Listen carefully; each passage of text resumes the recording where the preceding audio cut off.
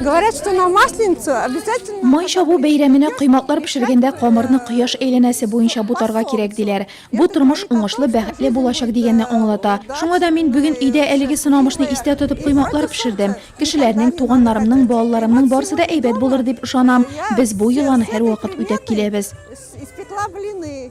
Людмила Гизатуллина Тезле Хәррус һәм Керәшен гаиләсендә май чабу атнасы дәвамында төрле йолаларны истә тотып тәмле кыймаклар пешерелә. Бүгенге бәйрәм стәлендә аларның нинди генә юк. Бик борынгыдан килә торган бәйрәмне славяннар православие дине кабул ителгәнче үк билгеләп үткәннәр.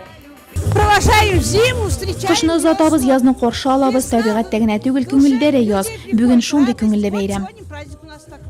Сынамыш буенча бәйрәмне күңелле итеп үткәрүчеләрнең йылы да уңышлы булачак. Шуңа да оештыручылар халык уеннары, конкурслар әзерләгән. Аларда актив катнашучыларга лотерея билетлары тапшырылды. Әлеге кәгазь кисәкләрен бәйрәм күрке кояш төсле түгәрәк кыймакларга алыштырып булды.